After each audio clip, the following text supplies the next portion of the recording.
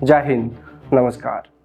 अग्निपथ योजना एक ऐसी योजना जो शुरू से ही विवादों में रही और अब इसको लेकर एक बार फिर से चर्चा तेज होने वाली है, क्योंकि इसी साल के आखिर में इस योजना के तहत भर्ती हुए अग्निवीरों का पहला बैच अपने 4 साल पूरे करके बाहर जाने वाला है।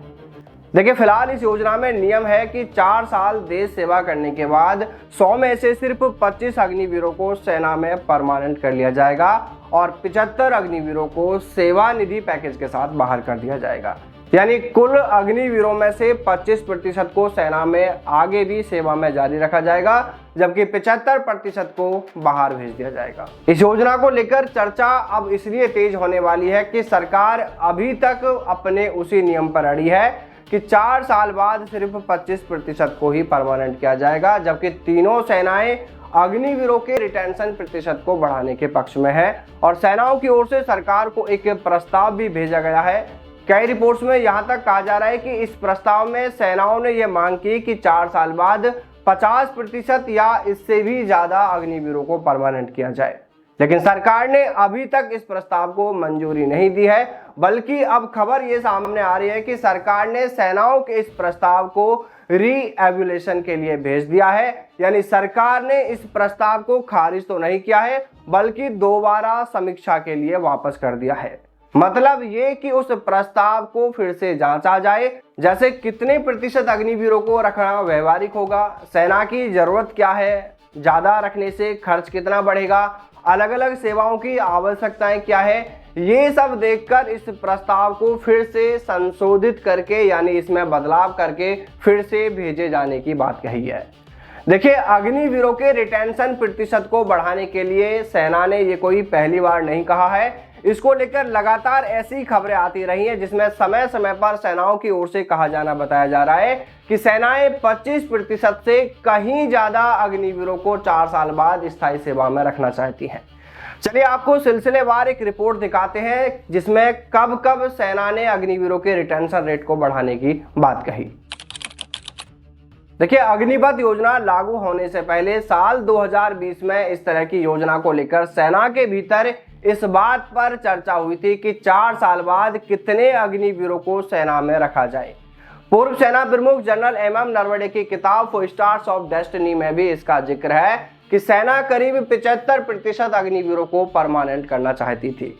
यानी सेना चाहती है कि हर 100 अग्निवीरों में से 100 जवानों में से करीब 75 को 4 साल बाद भी आगे सेवा में नियमित रखा जाए। हालांकि बाद में सरकार ने जो अपना अग्निपथ मॉडल लागू किया उसमें इसका उल्टा कर दिया गया, केवल 25% अग्निवीरों को परमानेंट रखने का नियम तय हुआ। इसके बाद साल 2024 में अग्निपथ योजना को लेकर पहली समीक्षा की खबरें बाहर आई। आर्मी ने अपने स्तर पर इंटरनल सर्वे कराया। इसमें अग्निवीरों से, ट्रेनिंग स्टाफ और यूनिट कमांडरों से पूछा गया कि 25% रिटेंशन से सेना की कार्य क्षमता और जवानों के आपसी तालमेल पर क्या असर पड़ रहा है।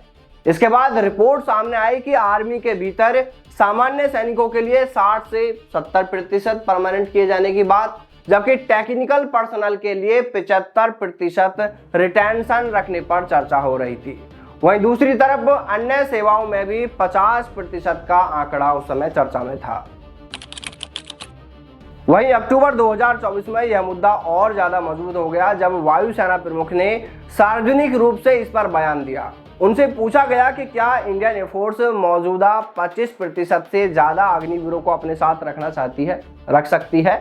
तो इस पर उन्होंने कहा कि वायुसेना 25% से कहीं ज्यादा अग्निवीरों को ऑब्जर्व कर सकती है। यानी यह पहली बार था जब किसी सर्विस चीफ ने खुले तौर पर यह कहा था कि 25% से अधिक रिटेंशन संभव है, लेकिन साथ ही उन्होंने यह भी साफ किया था उसी वक्त कि अंतिम फैसला इसको लेकर सरकार को लेना है। इसके बाद साल 2025 में ऑपरेशन सिंदूर के बाद अग्निवीरों के रिटेंशन पर चर्चा और गंभीर हो गई। कई रिपोर्ट्स के अनुसार सेना के भीतर यह विचार सामने आया कि हर तरह के जवानों के लिए एक ही 25% का नियम सही नहीं है।